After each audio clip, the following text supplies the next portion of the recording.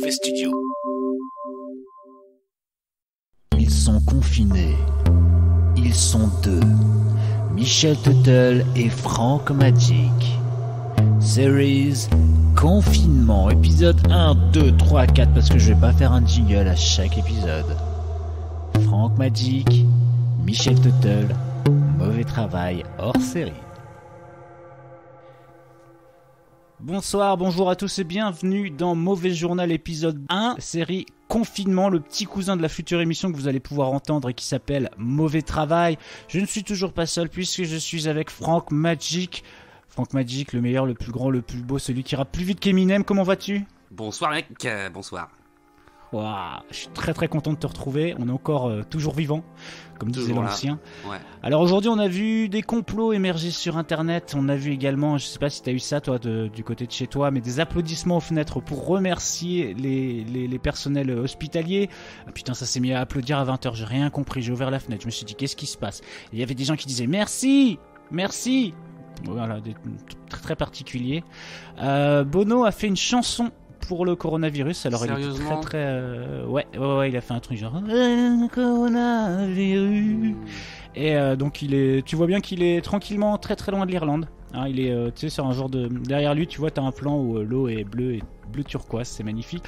Ricard a fait un don de 70 000 litres d'alcool pour faire du gel hydroalcoolique. Ça c'est magnifique également. Les eaux de Venise reprennent des couleurs. Des pertes à venir par rapport à la fabrication du Ricard. Sur le Ricard ? Ah ouais, c'est là où on va avoir un vrai débat en France à mon avis. Je pense que gel hydroalcoolique, Ricard, je pense qu'on va plus se pencher sur un retour du Ricard. De leur côté, ils ont réagi.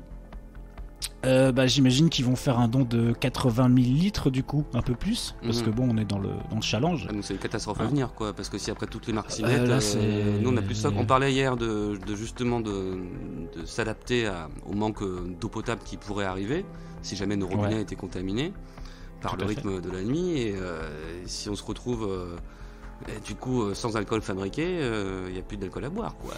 Ça sent mauvais en France, hein. Il y a pas que des bonnes nouvelles, enfin il y a pratiquement que des mauvaises nouvelles. Est-ce que une bonne nouvelle. Est-ce que du coup par contre on ne devrait pas réfléchir à des méthodes pour fabriquer nos propres boissons alcoolisées à partir des gels hydroalcooliques ?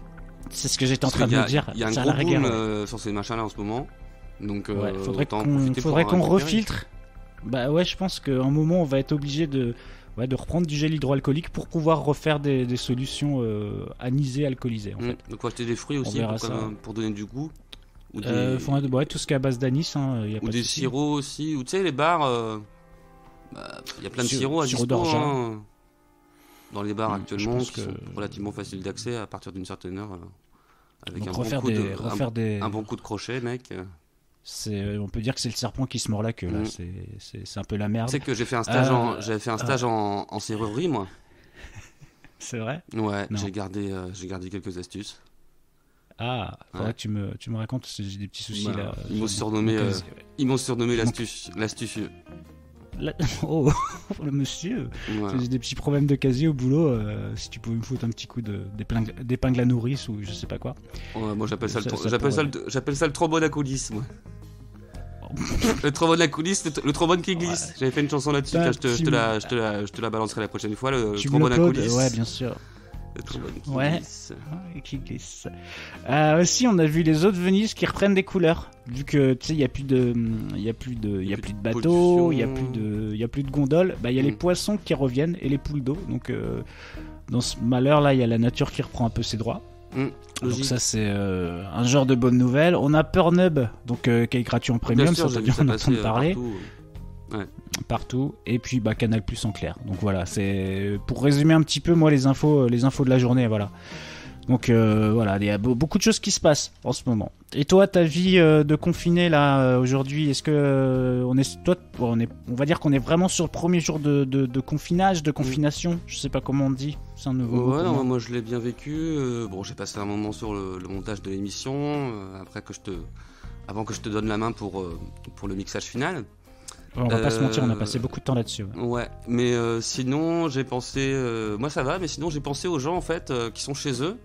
Et tu sais, des fois, t'as des gens qui t'appellent et tout, t'as pas envie de répondre. Et tu vois, dans la vie quotidienne, habituellement, tu peux toujours bitonner un truc. J'étais au cinéma, nanana, la piscine, la life, tu connais quoi. Je faisais mon footing, blabla. Ouais. Et là, tu vois, les gens, ils vont pas pouvoir avoir une excuse toutes les demi-heures en fait. Ouais, c'est vrai. Et puis là, les gens, ils ont le temps, donc ils t'envoient plein de messages. Genre, je sais pas, tu sais, l'ex chagriné relou qui va appeler le gars, Nani, alors comment tu vas? Je vais prendre de tes nouvelles dans ces moments difficiles, qu'on se soutienne, tu vois, elle essaie de profiter de la situation et tout ça. Et paf. Bah ouais, voilà. Et t'as pas d'excuses pour pas décrocher, tu vois. Elle te harcèle, elle t'envoie plein de textos. Et là encore, je te parle d'une situation relativement légère, gérable. Autre situation, ta mère qui t'appelle, tu vois, parce qu'elle angoisse et tout. Elle, ça va, elle est bien, elle est à la campagne, les petits oiseaux et tout, c'est bien. Mais toi, t'es en ville, t'es confiné tout seul, elle s'inquiète et tout, et en fait, elle a besoin de se rassurer, donc elle te harcèle pour te rassurer. Mais pour se rassurer, exactement, elle. Et voilà. Tout à fait ce qui elle fout l'angoisse, et du coup, tu peux pas lui dire, écoute, maman. J'ai du boulot, écoute maman, j'étais à mon stage, tu vois, moi avant j'avais avec les stages en plus, par rapport à ma mère, tu sais, vu que j'ai toujours des stages différents, je peux toujours bidonner un peu sur les horaires, ce que je fais, je l'appelle, mais c'est juste quand ça m'arrange pas, je dis écoute maman, c'est parce que c'est la vie de stagiaire, ils te foutent des horaires impossibles, ils te mettent les remplacements, les machins, enfin... Bref, je pensais à tout ça. Ouais. Voilà, je pensais à tout ça, cette situation de confinement qui empêche toute justification de ne pas être disponible par les moyens télécommunicatifs. Ouais, donc c'est pas facile, non plus. Hein. Bon, en tout cas là, je suis toujours bien, là, je me sens pas mal. De toute façon, là, on est là, en fait, en gros, faut qu'on attende, on va dire 15 jours pour savoir si on n'est pas malade, par exemple. C'est 6 jours je crois, incubation, le truc pour avoir les premiers symptômes. Je croyais que c'était 15 jours. Franchement, faut que je me renseigne plus là-dessus. Disons que ça commence à me gratouiller, je me renseignerai un peu plus là-dessus, après sinon j'aurais pas forcément raison de le Après, tu sais, on a tout le temps des trucs d'hypocondrie où là, des fois j'ai un peu chaud, tu vois, je me dis ça se trouve... Donc c'est un peu, c'est pas génial. On pourrait faire une revue de forum Doctissimo, voir les tendances actuelles. Ça doit être hardcore. Comment ça se passe? Je pense que automatiquement, en cliquant, ils te disent que t'as le coronavirus. Je pense que, alors, symptômes. C'est que moi j'avais un docteur formidable, je sais pas s'il est encore vivant maintenant, mais quand j'étais petit. Docteur Lulu. C'était peut-être le tien, mais moi le mien c'était docteur Guéritou. Docteur Guéritou, super, c'est là. Docteur Guéritou. C'est génial ce mec. Et ouais. Dans ma tête, c'est le docteur, t'arrives, il chatouille un petit peu et tout. Hey, Guéritou. Genre, il chatouille, t'es guéri, il n'y a même pas d'auscultation parce que ça y est, les chatouilles, c'est bon, t'es guéri. Et quand il faisait des guilis dans les fesses quand t'étais petit que j'ai enfoui bien profondément. Si tu veux, on peut en parler maintenant, mais. Tu veux qu'on parle de docteur Guéritou quand il enfouait les fesses? Tu te faisais les fesses et qui te disait à ta mère, laissez-nous tous les deux. On va regarder le zizi de votre fils. Non, mais moi il me parlait du bien adulte qu'il fallait trouver un trésor caché. Dans la grotte mystérieuse. Ouais, c'est pour ça le fouet. Ouais, le fouet en plus. Bravo monsieur Guéritou. Et c'était quand t'étais petit, t'avais quel âge? J'avais 6 ans et demi. Et j'ai dit à maman que c'est parce que j'avais gratté dans les branches. Oh là là. Ouais, c'est ce que j'ai dit à ma maman. À ce moment-là. Ouais. Aïe. Docteur Guéritou. Ouais. Ah putain de bordel de merde. Il y a prescription là maintenant, je peux pas... On aurait pu créer un petit buzz, mais... Ouais, tu peux pas dire balance ton docteur. Non, je peux pas balance ta blouse blanche. Non, mais ça existe déjà malheureusement. C'était plutôt pour justement les personnels hospitaliers. Balance tes chatouilles. D'ailleurs, j'imagine un truc. Là, les gens, si tous les jours à 20h ils foutent le bordel à la fenêtre, et que les personnels hospitaliers, par exemple, ils ont fait une grosse journée de travail et ils vont se coucher vers 18h. Et que là, à ce moment-là, t'as des gens qui commencent à applaudir et à dire merci. Merci! Le mec, putain, je suis trop de dormir et tout. Mais il y a pire, c'est que, parce que, en gros, le gars, il est retour chez lui. À la limite, il est de retour chez lui, il marche sur le trottoir, il check ses petits textos, ses petits machins, ses petits photos trash de la journée qu'il va partager avec sa cousine. Mais, à part ça, effectivement, quand il arrive chez lui et qu'il se fait son petit plateau repas, éventuellement, s'il a encore faim, il a envie de dormir, quoi. Et, comme il a pas un double vitrage de ouf, il entend. Ah, horrible. Ah putain. Ouais, non, mais ça c'est. Je pensais. C'est comme si, je sais pas, peut-être demain c'est l'enterrement de ta mère. Et qui c'est qui te fait chier à ta fenêtre? Quoi? Qui c'est qui t'empêche de dormir? Qui c'est qui... T'as dit quoi? Demain c'est l'enterrement de ta mère. Imagine. Mais hein. non, mais non. Ta mère elle va bien, dernière nouvelle. Ah putain. Non. Imagine demain c'est l'enterrement de ta mère. Et qui c'est qui t'empêche de dormir à ta fenêtre? Un apéro Facebook. C'est ça. Et un truc. Et non, mais là c'est pour te soutenir. Il t'empêche de dormir en fait aussi. Je trouve que c'est ça. C'est l'idée. C'est tellement mignon. Merci les gars. Merci. Oh là là. Mais ouais, t'as ce côté-là. Ce côté où les gens ils sont contents. Bon, mais de toute façon, c'est le mot que je déteste. Ça va avec ça, c'est feel good. Et je déteste ça. Oh, ça m'énerve. Tu sais, ce truc où t'es comme les lip dubs ou les trucs comme ça. Non, je vais te faire chier pendant des années avec ça, mais ce truc où c'est ce truc où t'as l'impression d'être original. Et tu l'es pas parce que voilà, c'est repris tout le temps partout et tout. Et tu fais ces trucs mécaniques comme un genre de voilà, comme tout le monde en fait. Et c'est assez insupportable ce truc. Toi, tu ferais un lip dub, tu serais jamais synchro exprès. Ouais, je serais ce genre de connard, ce genre d'ado gothique qui est pas content quoi. Ça je les garde. Parce que les lip dubs, c'est un truc que tu fais, t'es dans des équipes de 50, 100 personnes quoi. Et donc toi tu serais le mec qui doit faire le truc à la fin, la conclusion, tu vois, genre qui balance son chapeau et tout, tac, qui fait atterrir sur sa tête et tout machin. Et à chaque fois tu ferais foirer le truc et tout, comme ça les mecs ils sont dégoûtés. Mais ouais. Ils doivent refaire le lip dub à chaque fois. Mais ils ont payé des mecs et tout, ils ont payé une équipe pour filmer et tout, avec une caméra qui bouge pas et tout. D'ailleurs, dans les vidéos que j'ai vues où les gens applaudissaient, moi voilà, après je trouve ça bien, faut soutenir, voilà, le côté soutien et puis merci, et je trouve ça, voilà, c'est dans le fond, c'est voilà, c'est bien, c'est gentil, c'est bienveillant, tout ce que tu veux. Mais je sais pas, je voyais une vidéo où là c'était les mecs ils étaient à leur fenêtre, ils ont mis la Marseillaise à bloc de leur fenêtre. Donc là je vois pas, tu vois le message. Qu'est-ce que c'est quoi? Pourquoi la Marseillaise et tout ça? Je crois qu'ils ont bien reçu le message du président qui était on est en guerre, donc. Écoute, je sais pas, le sang impur, le sang infecté par le coronavirus. Oh oui, d'ailleurs faudrait la réécrire alors. Ouais, c'est ça. Oui. T'as préparé des sujets sinon moi j'ai rien.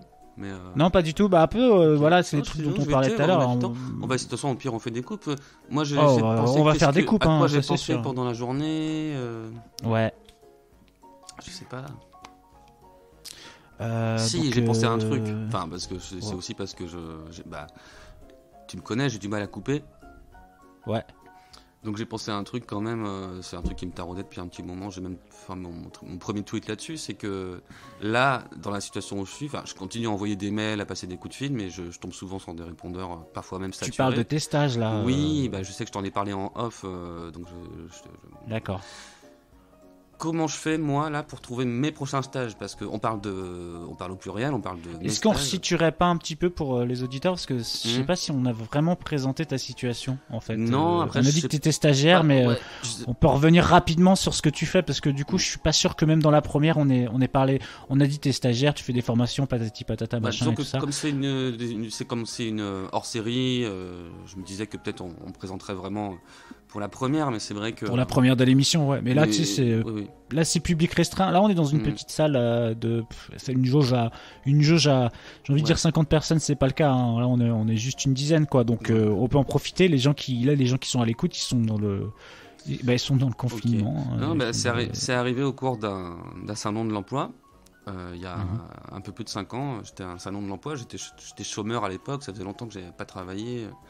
J'avais peu travaillé, hein. J'avais surtout étudié la théorie du travail, la théorie du salariat, des ressources humaines, etc. J'avais lu beaucoup de livres et j'avais suivi beaucoup de cursus à la fac. Beaucoup de livres, c'est-à-dire entre 10, 15, 20, tu donnes une... 10, 15, ouais, mais combien tu rajoutes de zéro derrière?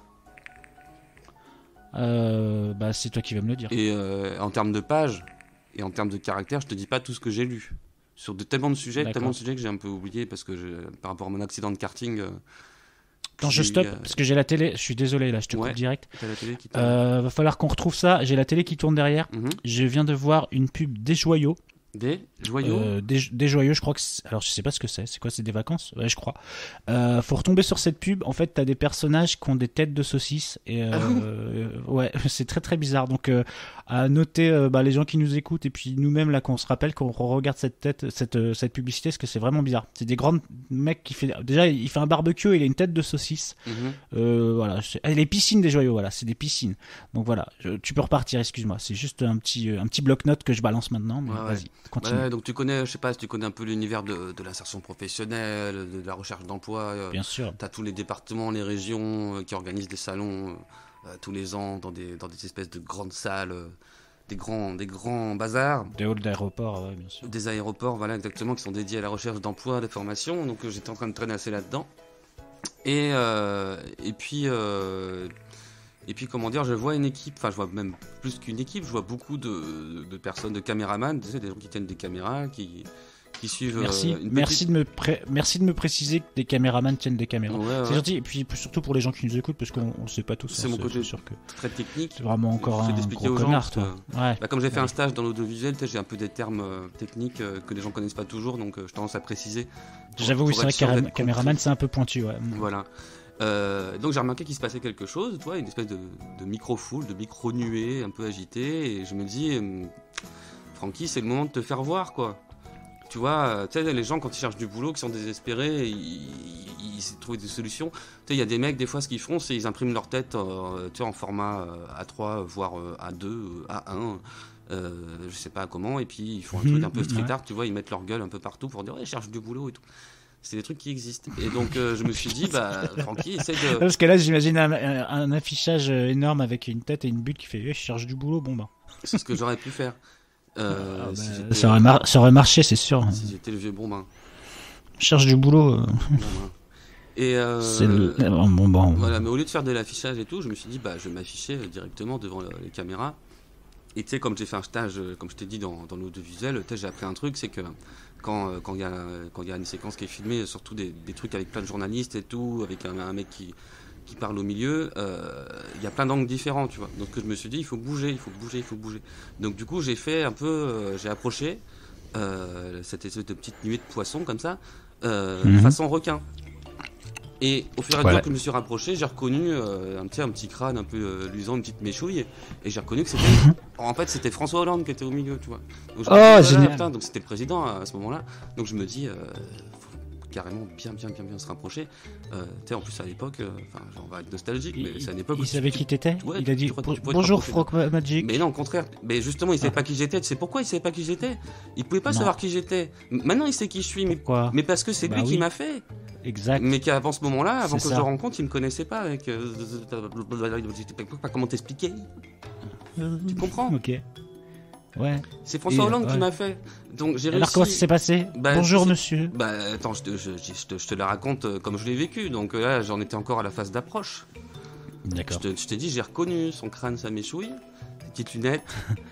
Les reflets des. En fait, j'imagine un crâne, littéralement un crâne avec juste une mèche dessus, ça marche pas. Le reflet des néons dans ses petites lunettes. Il y a juste une petite mèche dessus. Il y avait un petit côté de discothèque quand tu le regardais vraiment dans les yeux. Il parlait de quoi? Il était dans quelles conditions à ce moment-là, il était vraiment en condition, tu sais, de bonjour amical. Bonjour monsieur. Il était pas en fin de mandat, tu vois, il était encore détendu, tout c'était bien. Il serrait des mains. Comment? Il était déjà gros. Il était. Non, il a une ossature lourde, il est pas gros. Voilà, exactement. Il était comme une petite pomme granny. Comme une big chief. Big chief, je sais pas comment. Big chief. Voilà. Donc je l'ai reconnu, je me suis rapproché. Je me suis dit, je vais créer une buzz. Et puis, du coup, ce que j'ai fait, c'est que j'ai réussi à percer la nuée. Je ne saurais pas trop te dire comment. C'est une méthode que j'ai un petit peu. J'ai un corps un peu élastique. Et du coup, voilà, au fur et à mesure, je me suis rapproché en passant un peu devant les caméras et tout ça, et en exerçant des cercles presque concentriques, tout en me rapprochant de lui. Donc c'était pas vraiment concentrique, je sais pas comment on dit, en me rapprochant du centre, parce que si c'est concentrique, je ne me serais pas rapproché. Bref. Oui, voilà, mon écran est devenu noir. Je t'écoute. Pardon. Et tout d'un coup... T'es raciste? Non, pas... Ah, moi aussi, putain, c'est ouf, mon écran il s'est juste arrêté maintenant. C'est incroyable. Je crois qu'il était... Moi aussi, je suis raciste. J'allais faire des révélations. Ah, mais justement, un podcast raciste. Bah, ça manquait, hein. Je sais même pas si ça existe, des podcasts racistes. Ou qui se vendent comme. Bonjour à tous et bienvenue dans Bon Gros Raciste, l'émission. Je sais pas si ça existe. Je sais qu'il y a des podcasts sur les terres plates, ça j'aimerais en parler, hein. On en reparlera. Ce matin, les Angolais qui portent des tongs. Et qui mange du poisson. Alors, je me rapproche, puis au fur et à mesure, je me rends compte que je suis devant François Hollande. Impressionné ? Bah ouais. À toi lui sûrement. Mais grave. Toi. Et du coup, tu sais, moi j'avais prévu tout. J'avais pris des CV, et j'avais fait même quelques CV, tu vois, sur du papier bien cartonné et tout. Mon nom je leur dis. Mon nom en lettres d'or. Mon nom en lettres d'or. Avec des petites paillettes, tu vois, des petits reliefs et tout ça. Donc j'ai filé mon CV, ma petite carte et tout ça, et j'explique très vite ma situation en un pitch. Alors je me rappelle plus maintenant, mais il faudra que je te le dirai encore demain. J'avais préparé un petit pitch, tu vois, tu sais, comme un haïku. Il faut que ce soit un pitch, c'est un truc très, très rapide, tu sais que les gens ils n'ont pas le temps de t'écouter, tu vois. Donc j'avais fait un petit pitch pour me présenter. Là je me rappelle plus comme ça, mais voilà, j'ai expliqué que j'étais en galère et tout, et que je cherchais un moyen de m'insérer, de découvrir des métiers pour trouver ma voie et savoir qui j'étais, quoi. Et là, même le temps s'est arrêté. J'ai même eu l'impression que les gens ils s'en sont rendus compte un petit peu. Tout le monde regardait sa montre comme ça. Qu'est-ce qui se passe ? Et François, je l'appelle François maintenant, je ne mets même plus le nom de famille. Ouais. Il a posé ses mains sur mes épaules comme ça. Il m'a regardé vraiment bien dans les yeux et il m'a dit. Alors d'abord il m'a demandé comment tu t'appelles. Je dis je m'appelle Franck. Et vous François Je me suis permis parce qu'il se passait un truc. Et là, il y a un petit sourire. Mais je savais aussi que c'est un gars qui a de l'humour et tout. Et donc, petit sourire, mais comme ça, il remet sa petite bouille en place et il me fait. Et là, il remet ses petits sourcils comme ça, un petit air grave comme ça, un petit côté de De Gaulle. Je vois bien, exactement. Non, je dirais. Lui, il est pas encore au niveau de De Gaulle, mais un petit côté une Gaulle. Et il me regarde bien dans les yeux comme ça. Et il me fait Franck, tu seras stagiaire. Et là, je dis, mais ouais, mais c'est pas à faire, monsieur. Je dis, mais ouais, c'est sympa, mais c'est pas un métier non plus. Moi, je cherche vraiment un métier, tout ça. Et là, il me fait un petit clin d'œil. Il me dit, écoute, Franck, j'ai pas le temps. Je prends ton CV, je garde ton CV. Donne-moi ta petite carte. Il a vu que j'avais des petites cartes de visite aussi, parce que c'est plus pratique à transporter. Il a mis dans sa petite poche de chemise. Il m'a expliqué vite fait que enfin bref, il m'a expliqué que la chemise c'était plus efficace. Et il me dit je te rappelle. Ça c'est pour les gens qui nous écoutent, qui vont perdre leur emploi bientôt là, à cause du coronavirus. Mais là c'est pas la peine de leur recommander aller à des salons pour l'emploi parce qu'il y en a plus pour le moment. Non mais non, je recommande la chemise. Ah la chemise oui, si tu veux donner une carte de visite, que tu es en galère, tu cherches un boulot, tu croises un mec qui a une chemise. Si c'est des chemises, c'est que tes cartes de visite elles font au moins une feuille A4, donc c'est quand même autre chose quoi. Mais d'ailleurs moi on est quand même sur de la grosse carte de visite. Ouais, c'est un conseil que je donne souvent aux gens qui cherchent du boulot, même des fois qui savent même pas quoi chercher, c'est d'avoir toujours des cartes de visite sur soi et toujours être très attentif autour de soi dès que tu croises quelqu'un dans le métro, dans la rue, dans un parc. Carte de visite. Ouais déjà, mais surtout carte de visite. Non mais là t'as un mauvais réflexe, c'est-à-dire tu donnes pas ça, tu donnes pas ça à tout le monde. C'est écoute-moi, sois attentif. On a parlé des chemises. Tu repères, j'en dis toujours aux gens, carte de visite dans ta chemise effectivement pour les donner, mais tu repères surtout les mecs qui ont des chemises, les mecs et les nanas, hein. Il y a aussi des nanas qui ont des chemises et surtout qui ont des poches à chemise, parce que ceux qui n'ont pas de poche, faut voir. Mais ceux qui des fois n'ont pas de poche mais qui ont des belles chemises, ils ont très souvent une poche intérieure, il faut voir leur petite veste. S'ils ont ça, c'est aussi très bonus, d'ailleurs il faut penser aux porte-cartes de visite. Donc tu me suis, je pense que là tu as compris, tu repères vraiment ceux qui peuvent être intéressés par ta candidature, c'est ceux qui ont prévu une poche de chemise ou de veston pour prendre les cartes de visite pour après étudier ta proposition. Donc voilà, c'est vraiment un conseil que je donne, surtout que là quand les activités professionnelles vont reprendre après ce qui se passe, les gens vont perdre leur travail, ils vont rechercher un autre, et soyez attentifs, les poches de chemise. Voilà. Et le porte-carte de visite en cuir, il me semblait que tu m'avais dit que c'était un grand plus, un grand bonus. Oui, sauf si tu tapes dans le milieu vegan, mais sinon, ouais. Ah, faut faire gaffe parce que oui, c'est vrai que la société évolue. Très mal. C'est une faute. Il faut du plastique. Et alors, une carte en plastique, alors. Pour eux, c'est comme quand on dit qu'il faut serrer la main bien fermement à l'entretien en regardant dans les yeux, tu vois. Toi, t'arrives à l'entretien, t'arrives avec ton porte-carte en cuir chez les véganes, et pour eux c'est comme si tu leur serrais les couilles, tu vois. À l'entretien on doit leur serrer la main. Je me dis que c'est moi. Si t'as un porte-carte de visite en plastique, là tu vas heurter d'autres catégories de personnes. Oui, c'est ça. Non. Alors on fait quoi? C'est quoi la carte de visite idéale? Le porte-carte de visite idéal. S'il te plaît. Plutôt du tissu. Essayer de trouver du tissu plutôt fabrication locale en fait. Tissu local. D'accord. Ouais. Parce que le tissu ça vient d'aucun animal. C'est sûr et certain. Ouais, c'est ça. Les gens le prennent plutôt bien. Tu c'est local, peut-être une petite étiquette Made in France qui dépasse. Voilà. D'accord. Là très très public Montebourg. Ok. Oui, voilà, c'est ça exactement. Avec des petites rayures.